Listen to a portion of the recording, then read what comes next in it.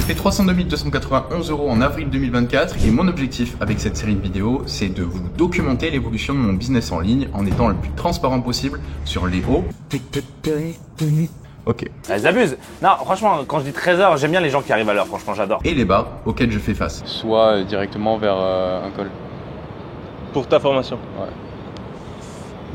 Le mois dernier, j'avais fait plus de 400 000 €. C'est donc une baisse de 100 000 € pour ce mois-ci. C'est le premier mois où mon business est en baisse depuis la création de ma nouvelle offre. On va voir ensemble en détail pourquoi est-ce que j'ai fait face à plus de difficultés ce mois-ci. Si c'est pas déjà fait, je vous invite donc à vous abonner dès maintenant à ma chaîne et voyons ensemble ce que ça signifie de construire en public.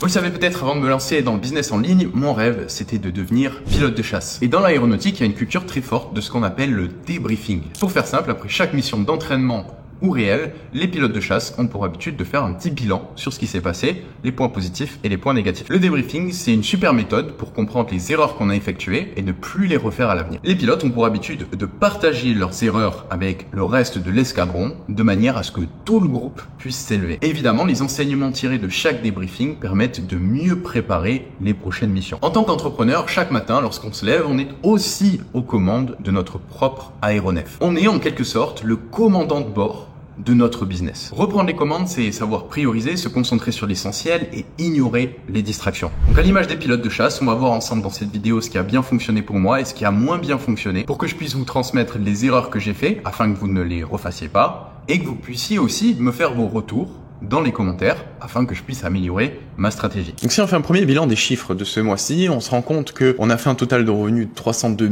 000 €, 173 800 € de cash collecté, de nouveaux cash, 128 000 € de cash récurrent. On voit qu'on a collecté beaucoup moins de cash que sur le mois de mars. Nouveau cash sur le mois de mars, c'était 291 000.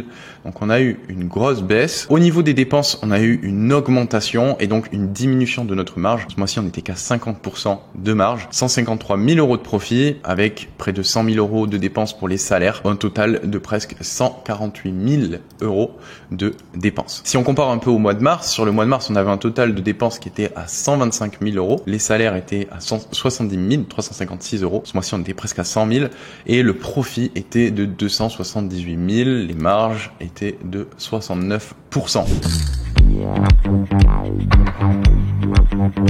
Ok les amis, activité très exceptionnelle, on va jouer au paddle. Alors peut-être que vous aussi vous avez déjà joué au paddle ou peut-être que vous aimez les sports de raquettes. Moi personnellement ça m'a jamais réussi, j'ai jamais été très bon dans ça. Je sais pas pourquoi, je crois que c'est les sports de raquettes qui m'aiment pas. Moi j'aime bien jouer mais j'ai horreur de perdre. Et je trouve que perdre un sport de raquette, il n'y a rien de pire. Je me rappelle des cours de badminton que j'avais au lycée, je pouvais limite exploser la raquette sur les montantes descendantes tellement je râlais. Donc c'est pour ça en fait que j'ai jamais trop fait de paddle et je préfère jouer à des sports où je peux gagner. Mais en l'occurrence mon frère adore ça, qui est derrière la caméra. On a eu l'idée de faire un petit cours avec un coach français sur Dubaï. Donc on va vous filmer ça, c'est parti.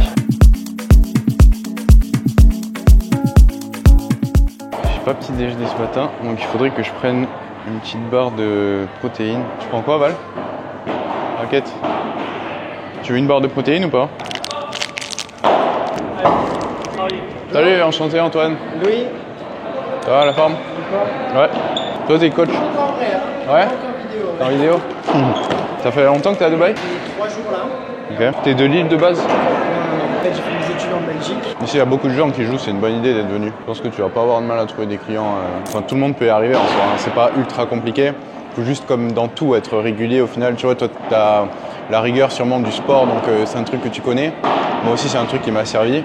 Et après, sur le long terme, t'as toujours des opportunités qui viennent. Tu vois, si t'es constant dans un truc et que t'es bon, il y a toujours des opportunités qui viennent, il faut juste les reconnaître et après les saisir quoi. Mais je pense que le fait d'être dans le bon environnement, déjà ça va énormément t'aider. Moi, le fait d'avoir déménagé, ça m'a transformé du tout au tout. Et après, côté ce réseau-là aussi, c'est top. Que t'aies des mecs comme ça, tu vois, que tu peux coacher et tout, ça va vachement t'aider. Yomi, je l'ai rencontré parce qu'il cherchait un coach sportif, tu vois. Et je l'ai coaché gratuit. C'est comme ça qu'on est devenus potes au fur et à mesure du temps. Donc toi, tu as ce levier du paddle, du sport pour créer des relations avec plein de gens. C'est trop bien. J'ai déjà joué, mais je suis pas très bon. En fait, j'aime pas perdre. Et surtout au sport de raquette. J'ai horreur de perdre, surtout au sport de raquette. Je trouve ça hyper chiant.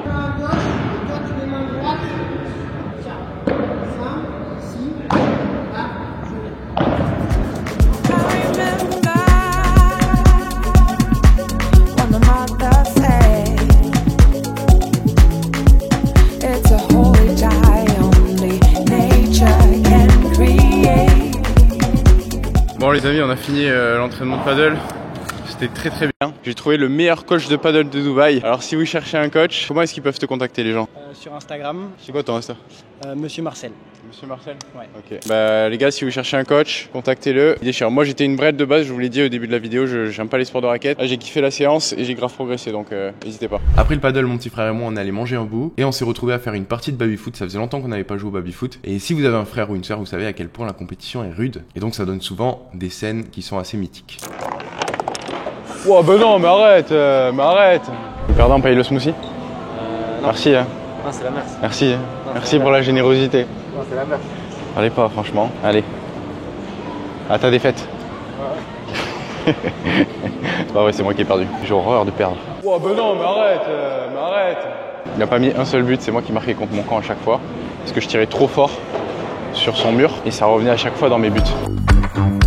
Donc le premier problème qu'on peut constater, c'est une augmentation des dépenses de manière globale. Si on regarde un petit peu la répartition des dépenses, 60% est attribué au salaire, 15% au logiciel, j'ai inclus Stripe à l'intérieur, 11% au marketing et 12% aux autres. Selon moi, il faudrait que dans l'idéal, le marketing puisse prendre une plus grande part des dépenses. C'est la plus petite dépense et au final, c'est peut-être l'une des plus importantes. Donc dans marketing, j'inclus uniquement les budgets ads. Si on va un peu plus dans le détail des dépenses liées aux équipes, donc les salaires, on remarque que l'équipe Sales prend 70% des dépenses, l'équipe Support 15% et l'équipe Marketing 15%. J'ai mis en place une structure de compensation qui permet à mes équipes d'être bien rémunérées. La problématique à laquelle je fais face, c'est que là, ça vient vraiment grignoter sur les marges et sur un business. Même si on fait du service, parce qu'il y a du coaching, il y a du suivi, on fait pas de la formation. Donc forcément, il y a des coûts humains à prendre en compte. Là, je pense que c'est un peu trop élevé et donc il va falloir mettre en place des choses à partir du mois prochain pour rectifier les marges et réaugmenter en diminuant les dépenses. La deuxième grosse problématique à laquelle j'ai fait face ce mois-ci, c'est la diminution de mon chiffre d'affaires et notamment du cash collecté par vente. Si on regarde un petit peu le mois de mars, on avait collecté 291 450 euros et ce mois-ci, on est seulement à 173 800 euros. C'est une diminution de plus de 100 000 euros sur le nouveau cash collecté. Je suis actuellement en train de me préparer pour aller chez Yomi. On est lundi, il est bientôt 14h et on a mis en place avec Yomi un système où toutes les semaines, il va me coacher sur mon business pour pouvoir monter en compétences en tant que CEO. Donc c'est ce que je vais faire sur la prochaine heure. Après je pense que je travaillerai un peu chez lui. J'ai un call avec mon équipe content. On a beaucoup de projets là qu'on a mis en place sur la partie content pour ce mois d'avril. Je pense que la clé qui va me permettre de développer mon business sur les prochains mois, c'est uniquement de me concentrer sur cet aspect-là de mon business. Et donc l'idée c'est aussi de pouvoir recruter un CEO qui prenne toutes les responsabilités que j'ai à l'heure actuelle. Alors ça veut pas dire que moi je garderai le rôle de CEO. Toutes les opérations, ce qui prend du temps, de l'énergie, je vais essayer de le déléguer à quelqu'un encore plus compétent que moi, qui a encore plus d'expérience que moi dans le business. Donc voilà, on va faire un petit coaching avec Yomi. Un des aspects très cool du fait de vivre à Dubaï, c'est qu'on nous livre tout devant la porte. Donc là, j'ai commandé des bouteilles d'eau et d'autres trucs. Et ça, mine de rien, c'est super pratique parce qu'on a tout à pied à moins de 5 minutes. La salle de sport, j'ai même un coworking dans ma tour. On a tout à moins de 5 minutes à pied et si c'est pas à 5 minutes à pied, ça vient directement chez nous. Pour vous donner un autre exemple, le dimanche soir, j'ai une routine où je me commande un massage pour pouvoir récupérer de la semaine et puis me préparer pour la nouvelle semaine. Donc tous les dimanches soirs, c'est une sorte de rituel. Et même pour ça, on a la possibilité d'avoir les masseuses qui viennent à la maison. On peut se faire couper les cheveux à la maison. On peut vraiment tout faire depuis chez soi si on veut pas bouger. Donc ça, c'est vraiment très très pratique.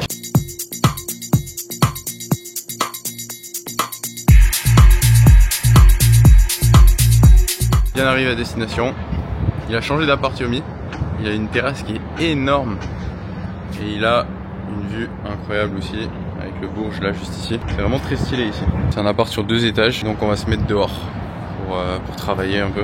Là en fait on a besoin de créer un peu un plan d'action sur comment est-ce qu'on va travailler ensemble par rapport à cette question. Ensuite je réponds à ces questions et après mon problème est résolu. Donc en gros là notre objectif c'est comment créer un maximum de valeur avec le coaching. Et donc du coup là je pense que ce qu'il faut qu'on définisse c'est à quelles questions on doit répondre pour être sûr d'avoir un coaching béton. Donc, je sais pas si tu arrives si tu as des idées. Bah, comme tu as dit, je pense c'est identifier les problèmes sur lesquels on se concentre. Comment identifier, ouais, très bien. Identifier les problèmes qui se présentent, trouver des solutions ou des projets à mettre en place et ensuite faire le suivi de l'implémentation de ces projets-là. Ok, donc comment identifier les problèmes les plus pertinents, comment mettre en place des solutions à ces problèmes. Ouais. Et après en fait ce qui va être important c'est si j'ai besoin d'un process ou d'un truc comme ça, être réactif dessus. Pour pas que tu vois j'attende 2 semaines avant d'avoir une solution. Mais c'est juste des ressources que tu peux demander à ton équipe de m'envoyer, c'est pas... Ouais. Tu mets en même temps ce que moi je fais et ce que Mindeo fait. Tu veux que tout soit ensemble. Ouais, enfin moi je communique essentiellement avec toi je pense, et après toi tu communiques avec tes équipes. Sinon tu veux que je communique directement avec... Je pense que pour toute la partie vraiment opérationnelle, c'est plus efficace que tu passes directement par mes équipes. Tu as la partie un peu process, etc. et business où tu peux passer directement par mes équipes. Et est-ce qu'il n'y a pas d'autres problématiques où vraiment moi je suis plus à même d'avoir un impact, tu vois. Et je pense que ce serait intéressant d'avoir une liste quelque part, justement de tout ce qu'on identifie. Et comme ça, on sait, tu vois, genre lundi prochain, on va taffer ensemble ça, tu vois. Donc avec Greg, sur le call, on a identifié 3 gros objectifs. Le premier, c'est le développement du business en ligne, la structuration et le développement de la personal brand. Prendre de l'avance avec un bon système d'organisation et de production, ça sera à voir avec Adam. Ouais. La collaboration content qu'on va faire ensemble et avec Sans Permission. Donc qu'est-ce que tu entends par ça? Ce qu'on avait dit, c'était quoi, une vidéo YouTube par...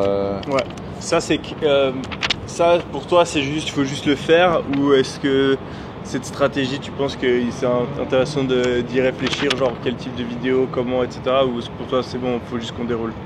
Je sais pas, est-ce que tu as des deadlines sur un trimestre pour certains trucs que tu veux faire? T'as des trucs qui prennent plus de temps, clairement. Ouais. Moi c'est sur ça que je me chie, je suis trop mauvais à évaluer le temps qu'un truc va me prendre. Ouais, tu prends toujours plus de temps que ce que tu penses. Ouais. Alors pour chaque problème identifié, ce que j'aime faire, c'est comprendre quelle est la source du problème avec des chiffres concrets, parce que les chiffres ne mentent pas. On peut voir très clairement que ce mois-ci, sur le mois d'avril, on a généré 9756 leads, contrairement au mois dernier où on en avait généré 8077. Ce qui veut dire que plus de personnes sont entrées dans notre funnel, plus de personnes ont montré un intérêt pour ce qu'on avait à faire. Cette augmentation, elle est criante sur la dernière semaine, avec 4248 leads qui ont été générés. C'est 2 fois plus que la normale. Et sur les semaines précédentes, on était plutôt stable, voire en légère baisse sur le nombre de leads qui rentraient dans le funnel. Donc en soi, la contrainte, elle ne vient pas du nombre de leads, puisqu'on a fait plus de leads ce mois-ci que le mois dernier. En revanche, si on regarde la comparaison du nombre d'appels réservés, on se rend compte que 249 appels ont été réservés ce mois-ci en avril, contrairement à 355 sur le mois de mars. On remarque que la conversion du nombre de leads qui ont réservé un appel a baissé. On est passé à 2,55% ce mois-ci contre 4,40% le mois dernier. Elle a baissé presque du double, ce qui explique la différence sur le nombre d'appels réservés qu'on a eu ce mois-ci. Évidemment, derrière, même si le taux de show-up a été meilleur ce mois-ci en comparaison au mois dernier, on a une baisse du nombre de calls qu'on reçoit, ici. Ce qu'on remarque aussi, c'est le close rate qui est bien en baisse de 10% ce mois-ci en comparaison au mois dernier, ce qui fait qu'on a fait moins de ventes, 85 ventes au lieu de 137 sur le mois de mars. En revenu par vente, on est à peu près pareil, 2000 € de revenus par vente, donc ça bouge pas trop. Alors on l'a vu, le problème, il vient en partie de cette conversion-là, le nombre de leads qui book un call et donc du nombre de calls réservés total. On va maintenant rentrer dans le détail des statistiques par source de trafic en séparant l'organique et le paid ads pour essayer de comprendre où est-ce qu'on a eu la plus grosse baisse sur cette conversion-là. Si vous suivez la série Building Public depuis un petit moment, je vous présente notre nouveau système de collecte de données qui est encore plus clair que ce qu'on avait pu avoir sur les anciens épisodes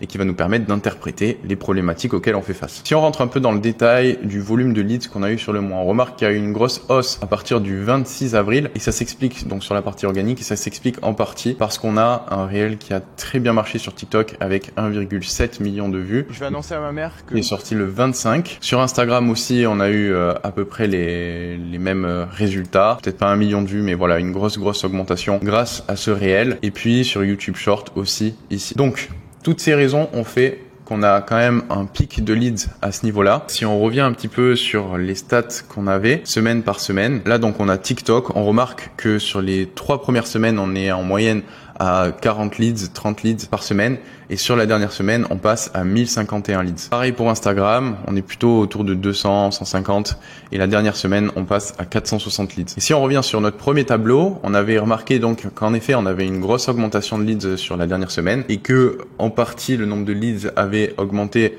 d'un mois à l'autre.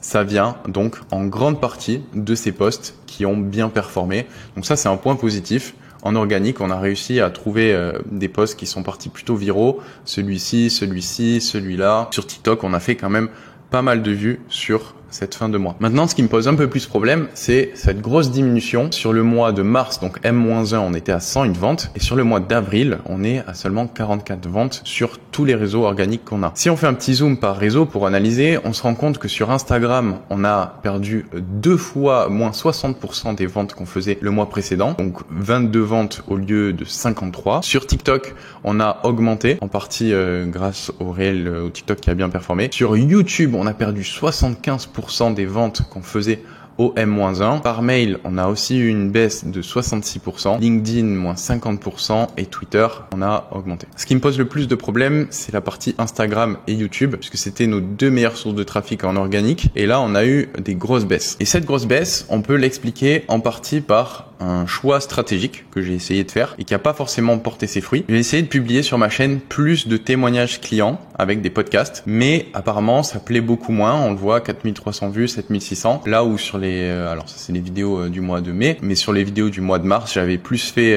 des vidéos, instructions, des vidéos lifestyle, etc. Et ça faisait beaucoup plus de vues. Donc cette diminution du nombre de ventes qu'on a sur le mois d'avril sur YouTube, elle vient en partie, selon moi, de la stratégie de contenu qui a un peu changé et qui a été moins bonne, qui a pas porté ses fruits. Ce qui est assez marquant sur ce mois-ci, c'est la conversion des appels vers les ventes. On remarque que 80 appels ont été réservés sur YouTube. En comparaison au mois de mars, on en a eu 65, mais il y avait 41% des 65 appels qui ont été convertis en vente. Pareil sur Instagram, on a eu 226 appels réservés pour 22 ventes, ce qui fait une conversion à 9%. Là où sur le mois de mars, on avait une conversion à 23%, donc le double. Donc si je devais tirer des conclusions sur la partie organique, je dirais que la stratégie de contenu n'a pas été suffisamment bonne sur les premières parties du mois, ce qui a expliqué la grosse diminution des conversions sur YouTube, Instagram. La dernière semaine, il y a eu une bonne réaction avec des posts qui ont performé, qui nous ont permis de booker plus de calls et de faire plus de ventes. Maintenant, sur la partie ads, en termes de leads, on a augmenté 10% ce qu'on avait sur le mois de mars. Pareil sur le nombre de calls booked sur les calendriers setters, on a augmenté de 8%. Sur les calls booked closer, on a augmenté de 20%. Par contre, on a une petite baisse du nombre de ventes.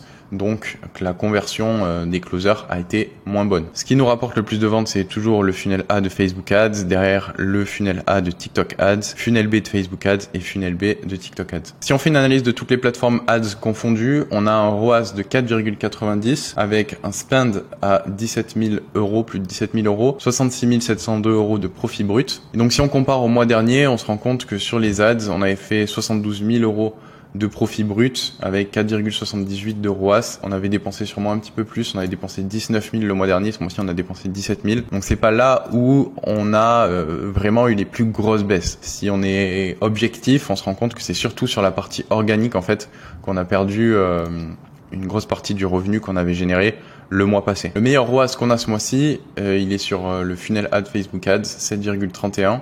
47 000 euros de profit. TikTok Ads est un petit peu en baisse en comparaison à ce qu'on avait avant. 2,62 de ROAS, 7 303 euros de profit. Le funnel B de TikTok Ads et de Facebook Ads. Donc Facebook Ads, on a 3,73 de ROAS sur ce funnel-là et 2,68 sur TikTok. On l'a vu dans notre analyse, une conversion qui a également baissé ce mois-ci, c'est le taux de closing. En comparaison au mois dernier, on était à 55,92%. Ce mois-ci, on a perdu 10%. Donc c'est intéressant de voir d'où vient le problème à ce niveau-là aussi. Là, on a un dashboard qui nous permet d'analyser les performances des closers, donc un tableau avec l'équipe de manière générale, le volume de ventes et d'appels sur leur calendrier. Et donc on se rend compte que sur le show up rate, tout le monde est à peu près à 70%, sauf Romain qui a été un petit peu en difficulté sur ce mois-ci, 30,23% de taux de close en comparaison à 52% le mois dernier, et Mathieu aussi qui a été un peu en difficulté avec 40% de taux de close en comparaison à 50% le mois dernier. Donc les grosses diminutions elles viennent de ces deux closers. Nous, ce qu'on fait dans ces cas-là,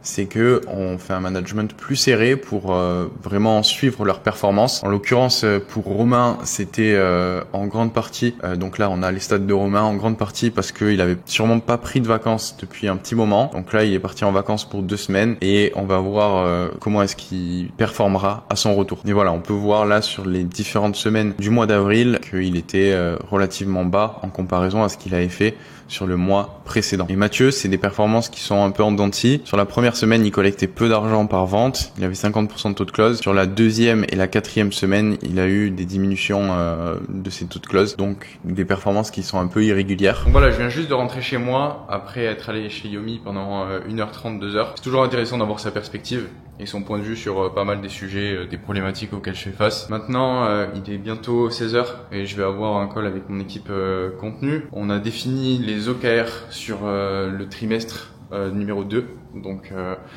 pour les mois de avril, mai, juin. L'objectif de cet appel, c'est de clarifier un petit peu les projets qu'on va mettre en place sur ces 3 prochains mois et la stratégie de contenu qu'on va pouvoir utiliser pour cartonner au maximum et construire une marque personnelle qui grossisse bien sur les prochaines années, parce que c'est l'un des leviers principaux que je vais pouvoir utiliser pour développer mon business. Parce qu'en fait, je me dis, le teaser, c'est aussi un petit peu toujours à double tranchant. C'est que, tu peux vachement être excité de dire waouh, trop bien. Par contre, en vrai, d'un autre côté, on va pas se mentir, quand tu regardes une bonne annonce d'un film que tu as trop envie de voir et qu'au final la bonne annonce tu l'aimes pas trop, bah déjà t'as pas forcément envie de regarder le long métrage, tu vois. Le seul truc, c'est que je pense que c'est bien qu'on ait une sorte d'intro quand même pour les formats courts. Si on fait toujours un réel par vidéo YouTube, qu'on puisse le poster sur Instagram, qui donne envie.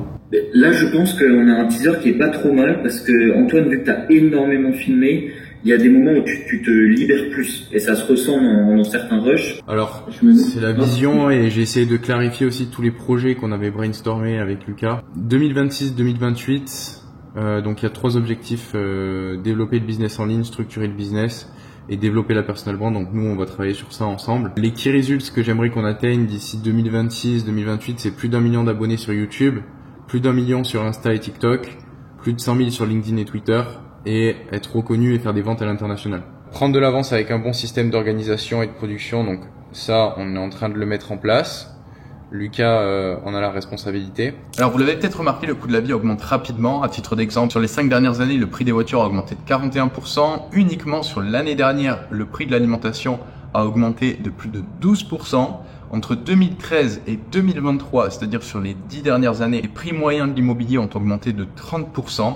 Et c'est sans parler du niveau d'imposition qu'on a en France qui fait partie des plus élevés au monde. On se retrouve dans une situation donc où le français moyen est compressé entre les taxes qui mettent une pression par le haut et puis l'augmentation des coûts qui petit à petit viennent grignoter son pouvoir d'achat à chaque fin de mois. D'ailleurs, selon le Parisien, 18% de la population française est à découvert chaque mois. Et parmi tous les secteurs dans lesquels on observe une augmentation des coûts, il y en a un qui est souvent placé sous silence, c'est celui des études supérieures. Si on jette un œil à l'évolution des prix des écoles de commerce au cours des 10 dernières années, de 2009 à 2020, on se rend compte que les prix ont augmenté de 76%. Et si on fait une projection à 2030, on se rend compte que le prix aura augmenté de 300% en l'espace de 20 ans. Pourtant, ce qui est paradoxal, c'est que les salaires à la sortie de ces écoles ou de ces études supérieures n'ont pas fait x3 en l'espace de 20 ans. En moyenne, selon l'INSEE, entre 96 et 2022, le salaire net moyen en équivalent temps plein des salariés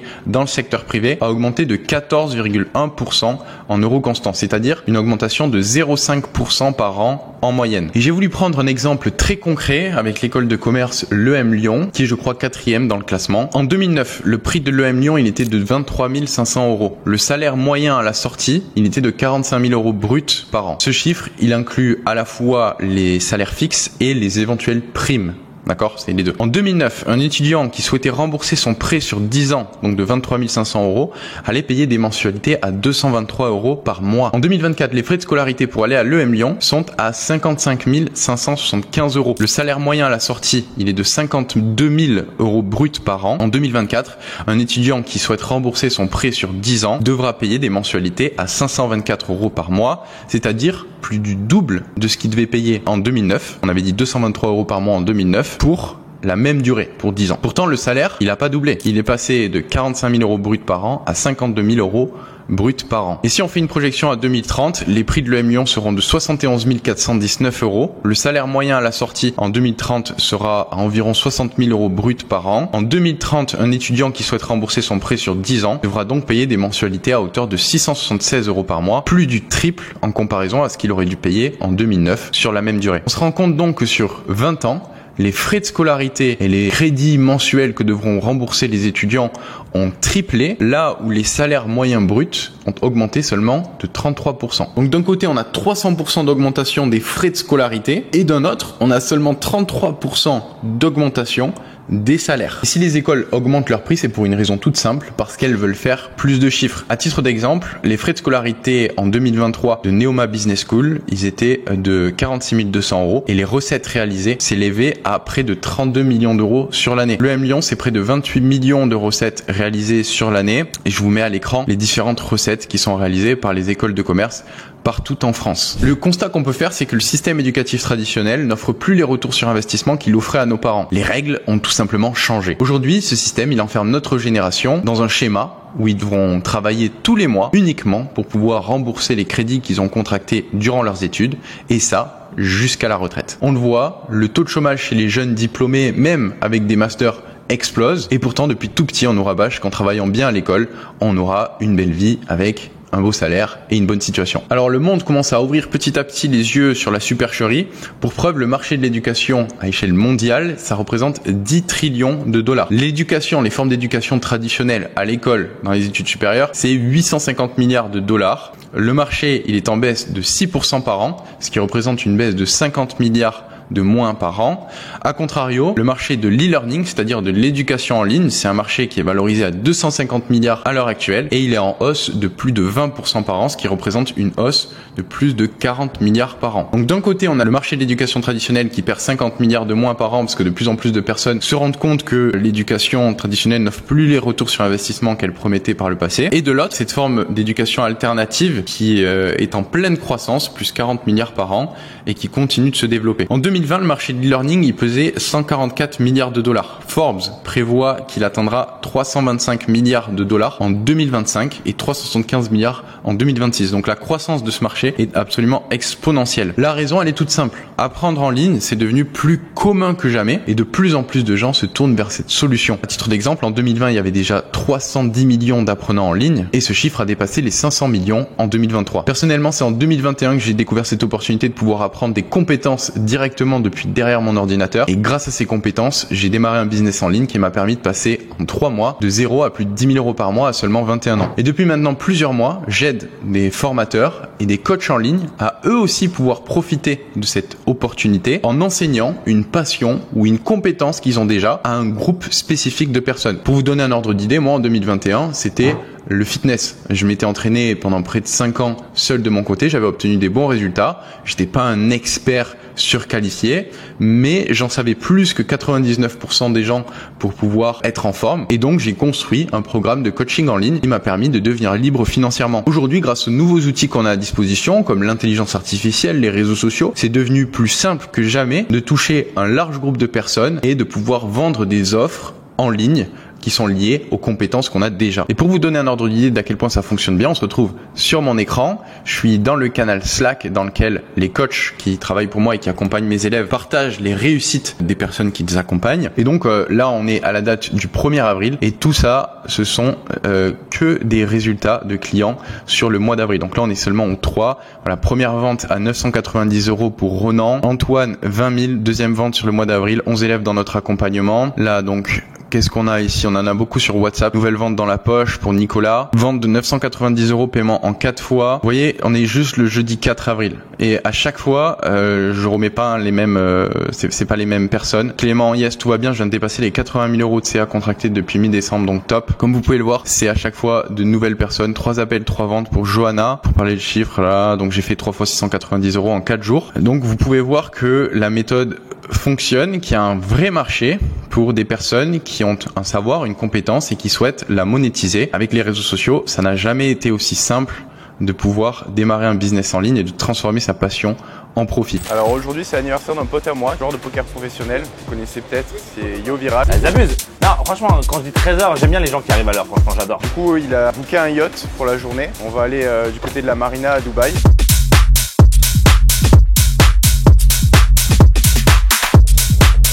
Et on va passer la journée dessus et ce soir on ira sûrement dans un club, donc ça va être cool, ça va permettre de décompresser un peu de la semaine qui a été intense et de se vider la tête. Antoine, je voulais savoir un peu comment ça s'est passé le shift, comment tu l'as vécu entre ta première offre fitness et là maintenant le business que tu fais aujourd'hui. Ça fait un peu plus de 6 mois qu'on a eu le shift et c'est vrai que ça s'est développé très rapidement, mine de rien. Donc sur le premier mois, en gros, c'était moi qui avais construit les fondations en mettant en place des process, que ce soit avec le script de vente, l'offre qu'on allait mettre en place. Le premier mois, c'était plus tu vois, mise en place. En soi, sur la team content, on n'a pas tant que ça changé de choses. On a toujours, la stratégie a un peu changé, on parle pas des mêmes choses, mais l'équipe est toujours la même. Là où on a eu une grosse évolution, c'est sur l'équipe de vente, puisqu'il a fallu recruter beaucoup de closers dans un premier temps, beaucoup de setters. Il a fallu trouver des managers pour chacun des pôles, pour pouvoir vraiment structurer les choses. Donc petit à petit, en fait, moi, ce que j'essaie de faire, c'est de me détacher au maximum de l'opérationnel, me concentrer sur là où je vais avoir le plus d'impact sur mon business à long terme, c'est-à-dire le personal branding et le contenu, et m'entourer de personnes qui sont vraiment bonnes et sur qui je peux me reposer.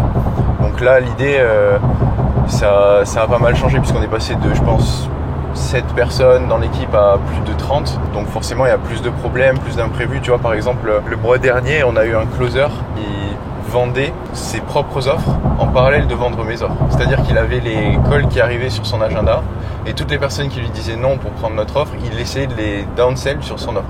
Donc tu vois, t'as plein, en fait, au plus il y a d'humains, au plus il y a d'imprévus et au plus il faut avoir la faculté de s'adapter et être agile. Mais l'avantage, c'est que je sais que je peux compter sur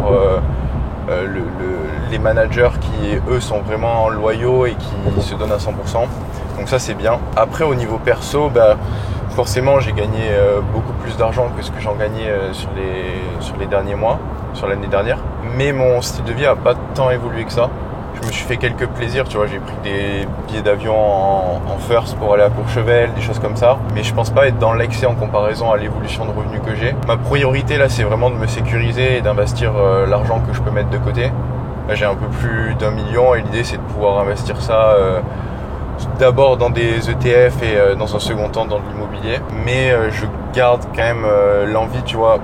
Je sais que j'ai pas exploité l'intégralité de mon potentiel. Si j'ai réussi à faire ça à 24 ans, c'est que j'ai encore de la marge et je peux faire beaucoup plus. Et donc j'ai envie d'aller chercher plus, j'ai envie de voir jusqu'où je peux aller. Donc même si j'ai eu des bons résultats, j'ai toujours les crocs pour faire plus. Qu'est-ce qui fait selon toi, genre, t'arrives à garder les pieds sur terre alors qu'il y en a plein qui, quand ils ont de l'argent, ils peuvent tout cramer très vite, avoir l'impression que ça va durer et que ça s'effondre? Je pense que ça vient beaucoup de l'éducation en vrai. Moi, ma mère m'a toujours élevé en gardant la tête sur les épaules. Donc c'est, ouais, je pense que c'est l'éducation de mes parents, c'est ma nature aussi qui est comme ça. Puis l'avantage que j'ai, c'est que je suis quand même dans un environnement avec beaucoup de personnes qui ont réussi. Relativement à eux, comparativement, je me considère pas comme exceptionnel parce que je vois tout le chemin qu'il y a encore à parcourir. Donc ça, c'est vrai que ça m'aide beaucoup à garder la tête sur les épaules et à me dire que je suis rien. Tu vois, à Dubaï, il y a des gens qui ont énormément d'argent, qui sont dans des industries complètement différentes, dans le pétrole, le gaz, enfin, il y a de tout. Et ces gens-là, ils ont énormément d'argent. Et donc, ça te permet de quand même comprendre que même si t'es millionnaire jeune, t'as rien fait, quoi.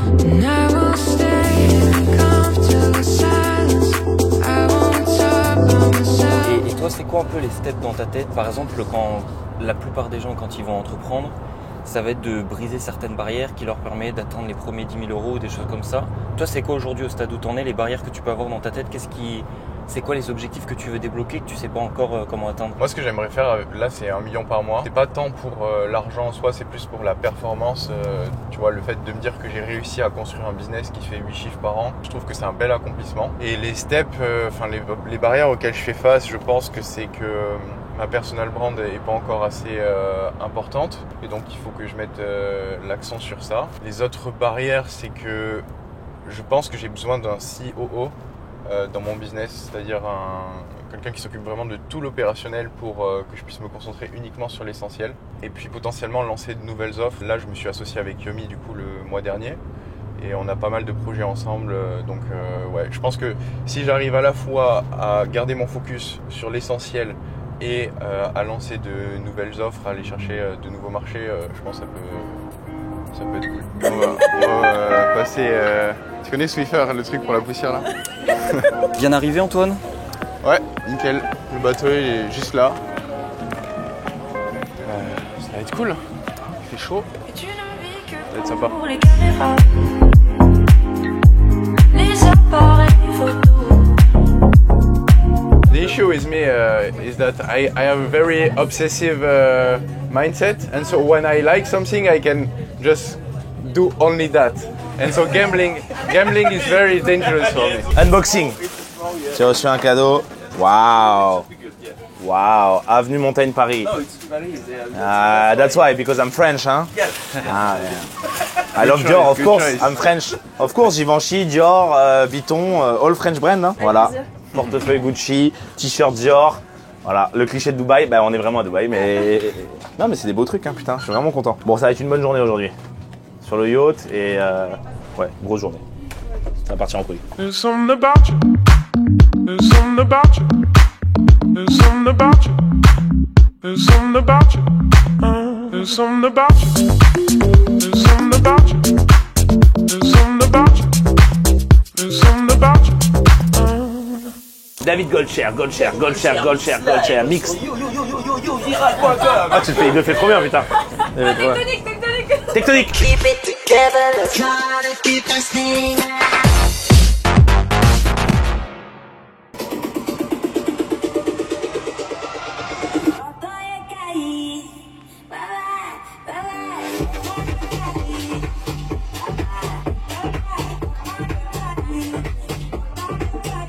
Évidemment, le truc que les DJ détestent.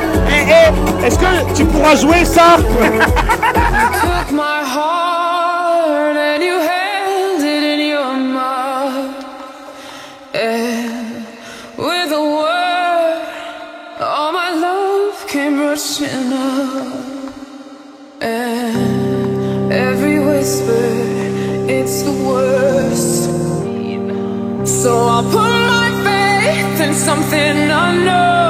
I'm living on such sweet nothing, but I'm tired of hope with nothing to hold. I'm living on such sweet nothing, and it's hard to learn, and it's hard to love when you're giving me such sweet nothing, sweet nothing, sweet nothing. You're giving me such sweet nothing.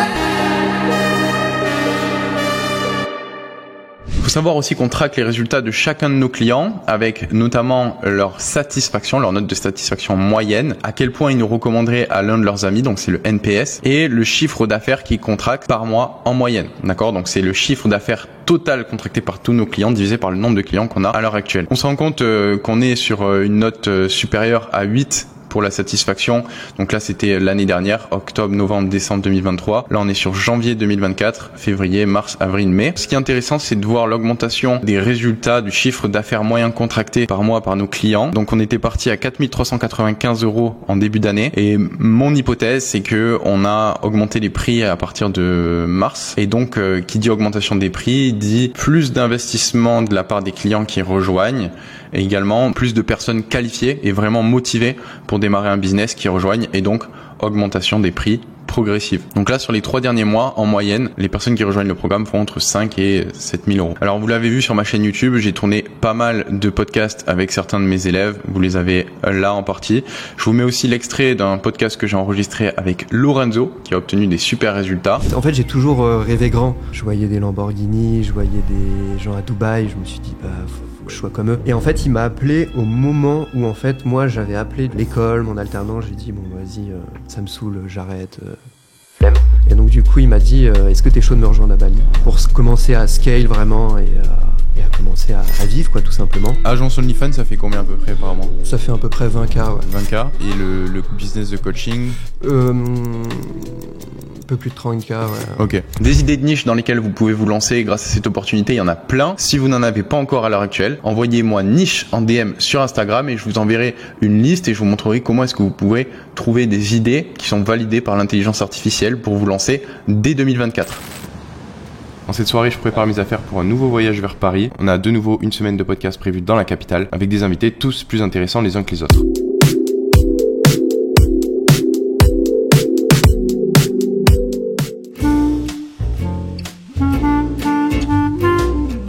Bon Antoine, de retour à Paris. De retour à Paris, ouais. Arrivé ce matin à 6h. Sacrée péripétie d'ailleurs. Ah, j'ai mis 3 heures à récupérer ma valise, c'était ultra chiant. Je pense j'ai mis 2 heures dans les bouchons parisiens. Je suis pas habitué à Dubaï, je fais tout à pied ou il n'y a pas de bouchons normalement comme ça. Podcast sans permission là. Ouais, podcast sans permission. Avec qui? Avec Guillaume Moubèche, très gros entrepreneur. D'ailleurs, pour la petite anecdote, Guillaume, j'ai lu son livre il y a, je pense, 1 an et demi. Il a écrit un livre très bon et donc je suis excité à l'idée de le rencontrer. Mortel. T'as préparé tes petites questions? Les petites questions sont prêtes. T'as vu qu'il préparait l'Ironman d'ailleurs? Ouais. Ah ouais, je suis admiratif. Il a construit un très gros business, il est très sportif, il crée du très bon contenu aussi. Ouais. Il a une très bonne personal brand en anglais. Ça va être trop bien. Ouais, ça va être cool. Hâte d'y être.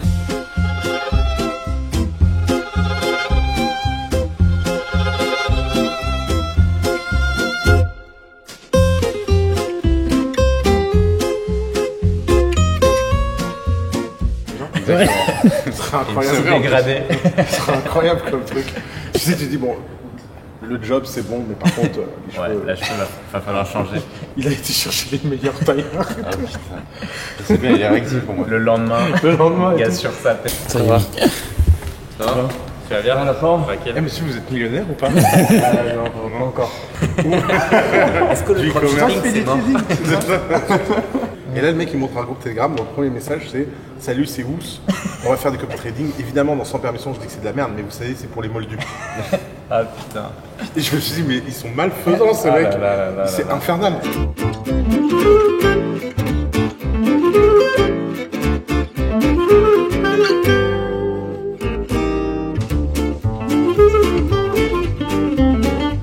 C'est le génie du business français. Ils vont découvrir le charme de la cour. Et maintenant, attends. Magnifique. Article dans le monde, 4000. je ne déconne pas, on peut le trouver. Article dans le monde qui dit quoi? Qui dit c'est une honte. On nous avait dit qu'avec les JO, on aurait des super prix. Et je te jure, article dans le monde. Ah, c'est n'importe quoi. Mais qui a dit ça? Bah, le monde. Non. Il a dit qu'on ferait beaucoup d'argent, on n'en fait pas beaucoup, donc on peut avoir... Et ça, il y a moyen que vous lâchez un billet ou pas? Et le gars, ils étaient 2 de la sécurité avec moi dans la voiture. Et lui, il a dit au gars, genre, mets-toi sur le côté. Le gars, il se met sur la bande d'arrêt d'urgence, il ouvre la porte, il prend le volant. On part sur des routes, mec. Des routes qui sont limitées, je pense, à 70 km/h. Il était à 180. Dans le G-Wagon, genre il est allé à fond, il commence à rouler sur les técos, c'était un malade mental. Et après ils arrivent pour se caler devant la caisse qui était... Et en fait la panne qu'ils ont eue c'est juste qu'ils n'avaient pas mis d'essence quoi. Genre les gars genre, sur son Ocean là. Non, j'ai préparé quelques petites questions. Mais l'intro c'est... J'ai peur d'oublier des trucs. Il y a tellement de trucs à ton sujet que je préfère te laisser... On est jeudi, aujourd'hui, quel est le planning un petit peu? Nouvelle journée chargée. Ce matin, on va avoir un shooting. C'est toi qui me l'as organisé. Donc, on va aller dans différents endroits dans Paris pour faire des photos parce qu'il en manque pour LinkedIn. Ce qui est énorme avec Sans Permission, tu vois, on a fait la réflexion avec Oussama hier. C'est qu'à chaque fois qu'on sort d'un podcast, on a plus d'énergie que quand on l'a commencé. Parce qu'on est constamment avec des gens qui sont ultra inspirants. Ok. Donc, le fait, t'imagines la différence que ça peut faire sur nos vies d'être chaque vendredi, chaque semaine avec quelqu'un qui est ultra inspirant. Bah moi je peux confirmer parce que je suis un peu en backstage. Ouais. C'est ouf. C'est vrai. Et je peux dire aux téléspectateurs, on va dire que ça passe beaucoup plus vite en vrai en plus. Et franchement, c'est un plaisir. Et tu parlais rapidement de photos de couverture sur Insta. Enfin, les photos par exemple, elles peuvent servir aussi pour ton branding sur Insta. Ouais. C'est quelque chose que tu conseillerais d'ailleurs d'avoir un feed propre avec de belles photos? Bah, je pense que c'est mieux, ça fait plus professionnel et crédible. Ouais.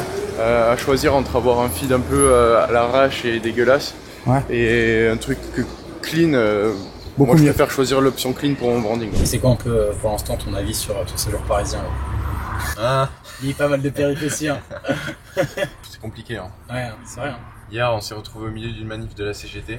Exact. Donc déjà c'était un choc pour mon cerveau qui était plus habitué à ça. Non je sais pas, on a quand même... Enfin, à chaque fois que je rentre j'ai le sentiment que les gens aiment pas bosser. Ouais, c'est pas Par exemple, hier on est allé à la salle de sport ensemble. Je voulais prendre une séance unique. J'étais prêt à payer, mais le gars avait la caisse qui était fermée parce qu'on était le 1er mai, le jour de la fête du travail. Et c'est le genre de truc qui arrive pas à l'étranger. C'est qu'en France où les gens te disent bah non, aujourd'hui la caisse est fermée ou faut que je ferme dans 15 minutes. Ouais, comme au café on a été. Ouais, on a été dans un café, on voulait prendre un café et la personne elle nous dit ah je vais fermer dans 15 minutes, je peux pas vous servir. C'est difficile de construire quelque chose avec des gens qui ont cette mentalité-là. Donc Je commence à déjà en avoir marre. J'ai envie de rentrer chez moi. Mais après, non, ça a ses avantages aussi. Je critique pas, je crache pas dans la soupe et je peux pas faire le mec. Mais il y a des trucs, c'est quand même très surprenant et je pense que ça arrive qu'en France, honnêtement. Quand on voyage un peu, on s'en rend compte. C'est pas comme ça ailleurs. C'est clair. Toi, t'as voyagé pas mal en plus. Ouais. Bah, quand j'étais petit, avec mes parents, pas mal. Très tôt, je suis allé en Égypte, aux États-Unis. J'ai fait New York à 10 ans. Donc ça m'a beaucoup ouvert l'esprit assez tôt et ça m'a permis de voir les différentes réalités qu'il y avait. Après, j'ai eu une période où j'ai plus du tout voyagé pendant 6-7 ans, une fois que mes parents ont divorcé. Et j'ai revoyagé, je pense, vers 18 ans avec mon père. On était parti à l'île de la Réunion. Et ça m'avait fait ce déclic où je me disais, putain, mais il y a des gens, ils ont une vie incroyable, ils vivent sur une île, il fait beau toute l'année chez eux. Pourquoi est-ce que je me casserais le cul à rester en France, dans le froid, dans la grisaille? Donc dès ce moment-là, je savais que j'allais m'expatrier tôt ou tard parce que la qualité de vie, elle est 1000 fois mieux ailleurs. En plus, d'origine, c'était pas... Enfin, beaucoup de gens diront ouais, Dubaï, mais c'était pas un choix explicite. T'as tenté l'aventure là-bas et ça t'a plu et t'y es resté. Les circonstances ont fait que, avec mon business, je cherchais quand même à optimiser la fiscalité. Donc Dubaï, ça a été une option qui était assez évidente. Avec un peu de recul, je me rends compte que c'est la ville où je me sens le mieux et où la qualité de vie est la meilleure à échelle mondiale. Alors il y a des inconvénients, la qualité de l'air est pas ouf, la qualité de l'eau est pas ouf, mais on s'ennuie jamais à Dubaï. Il y a toujours des trucs à faire, il y a toujours des gens à voir, il y a toujours des activités. La ville, elle est dynamique, ça construit, ça bouge. Tu sens que c'est le futur qu'ils innovent. Là où tout est très rapide, là où en France, tout est plus lent. C'est à demi-teinte en plus. Tu vois, si on reprend l'exemple de Fitness Park d'hier, pour pas les citer. Il n'y a pas 3000 salles en France. Fitness Park lequel Fitness Park Nation d'Hydro. Voilà, big up à eux d'ailleurs. Tiens, en vrai, certes c'était le 1er mai, ils ouvrent la salle, mais du coup ils ouvrent pas la caisse, tu vois. C'est un peu à demi-teinte. Je trouve que c'est soit tu ouvres ton business à 100%, soit tu restes fermé, tu vois. C'est clair. Je comprends pas le concept de pas travailler déjà le jour du travail, le jour de la fête du travail. Toi, tu devrais fêter le fait de travailler. Bah ouais. C'est quoi les plus grosses différences que tu constates à chaque fois quand tu rentres en France VS à Dubaï? Même si c'est vrai que les comparaisons sont complexes parce que à Dubaï il y a plein d'argent, etc. contrairement en France. C'est quoi vraiment les transformations que tu vois, les grosses diffs? À Dubaï déjà, c'est un peu triste, tu vois, mais il y a personne qui dort dans la rue. Donc dès que je rentre en France à Paris, je suis un peu toujours surpris de voir des gens qui dorment sur le sol. La propreté, mine de rien, tu vois là. Tu regardes par terre, il y a des déchets partout. Hier, il y avait des poubelles au milieu de la rue. À Dubaï, il n'y a pas ça. Et puis, il y a quand même des phénomènes spéciaux en France. Parfois, tu croises des gens, ils sont juste bizarres. C'est vrai. Genre, ils font des trucs bizarres. À Dubaï, il n'y a pas des gens comme ça, donc je les remarque beaucoup plus. Tu devrais revivre en France ou pas en vrai? Si j'y suis contraint, je pourrais, tu vois. C'est pas non plus la mort, mais tellement pas envie. Je suis tellement mieux à l'étranger. Et quand t'es à l'étranger, quand t'es chez toi à Dubaï, est-ce que genre tu t'informes un peu sur le pays ou même pas du tout? Non, je regarde pas les infos. J'ai pas le temps. Et les infos, t'as toujours des trucs pessimistes. Ça te flingue un peu le moral à chaque fois. Et j'ai l'impression que c'est ultra subjectif les informations. Par exemple, si tu regardes une chaîne télévisée en Europe ou aux États-Unis, la manière dont ils vont te présenter le truc, ce sera pas du tout la même que si tu regardes en Russie ou dans des pays arabes, tu vois. Donc je me suis rendu compte que tout est ultra subjectif, que j'ai pas forcément envie d'accorder mon attention à des trucs comme ça parce que ça disperse mon énergie plus qu'autre chose.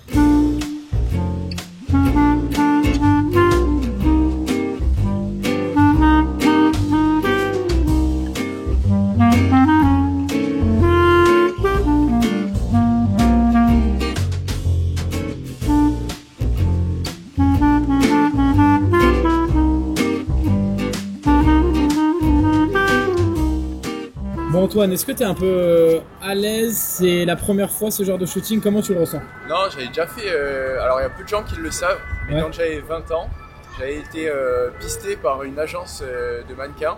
Donc j'étais monté sur Paris et ils m'avaient fait un book photo, etc.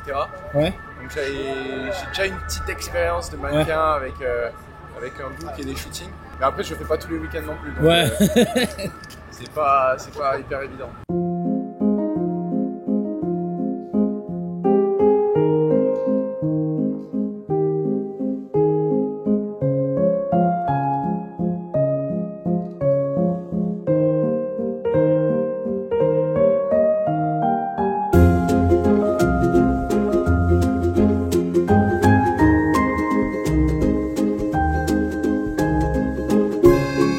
Donc on est là, Petit Palais.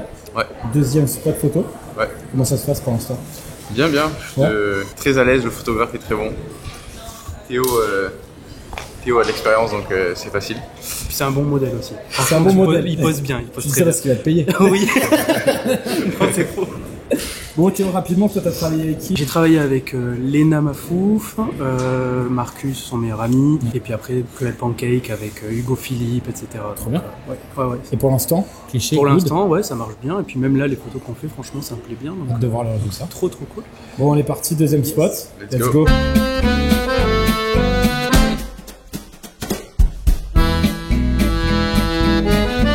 Exhibitionnisme. Waouh. Ça tourne à la caméra en plus. Antoine, tu peux me raconter vite fait ce que tu m'as fait faire? Je t'ai fait faire le quiz de personnalité de Tai Lopez, qui on peut retrouver sur son site. Et qui est passé dans Sans Permission d'ailleurs. Qui est passé dans Sans Permission. Je l'ai fait moi aussi. Et alors Et il est grave bien fait son quiz. À la rigueur, ce qu'on pourra faire, c'est qu'on pourra le mettre peut-être dans la description de la vidéo. Ouais, vas-y. Trouver sur internet. Si vous voulez le faire. Tai Lopez. Là, il y a tous nos scores. Et toi, c'était quoi en fait tes résultats, Antoine? Moi j'avais très fort autorité aussi, j'avais fort supériorité, self-sufficiency aussi, j'étais très fort. Après il faudrait que je le refasse pour voir si ça évolue. Ouais. Ma mission aujourd'hui c'est d'apporter une réelle alternative au système éducatif traditionnel qui est en train d'enfermer notre génération dans un schéma de vie qui les forcera à travailler jusqu'à la retraite. Je peux vous assurer que le programme que j'ai, preuve à l'appui, offre des retours sur investissement qui sont largement meilleurs et beaucoup plus rapides que ce qu'on peut trouver avec des formes d'éducation traditionnelles comme des écoles de commerce. Mon objectif, c'est qu'on passe d'un système d'éducation centralisé qui comporte une minorité d'acteurs à un système complètement décentralisé avec plein de formateurs indépendants qui sont experts dans leur thématique, dans leur domaine et qui sont payés à leur juste valeur pour pouvoir transmettre leurs compétences en ligne. Et donc on passera d'un modèle d'apprentissage qui est imposé par le système et qui en plus n'offre plus les retours sur investissement qu'il promettait par le passé, à un système d'éducation beaucoup plus autonome où le particulier pourra choisir son coach, son formateur en ligne pour pouvoir apprendre n'importe quelle compétence et augmenter sa valeur sur le marché du travail ou alors au niveau de ses relations ou alors au niveau de sa santé comme moi je pouvais le faire quand j'étais coach sportif. On vivrait donc dans un monde où chacun deviendrait un acteur clé dans la construction de son futur éducatif et professionnel pour apprendre de réelles compétences qui lui servent et pas uniquement de la théorie. Et donc si vous voulez faire partie de ce groupe de formateurs libres et indépendants qui ont un impact positif sur le monde parce qu'ils apprennent à leurs élèves, à un groupe spécifique de personnes, une compétence qu'ils ont déjà et que vous avez le désir de devenir libre sur le plan financier, géographique et temporel, je vous invite à cliquer sur le lien qui se trouve dans la description dans lequel j'explique exactement comment est-ce que je m'y suis pris étape par étape pour moi aussi tirer profit de cette opportunité et comment est-ce que vous pourrez vous y prendre. C'était Antoine, on se retrouve sur un prochain Build In Public, à la prochaine.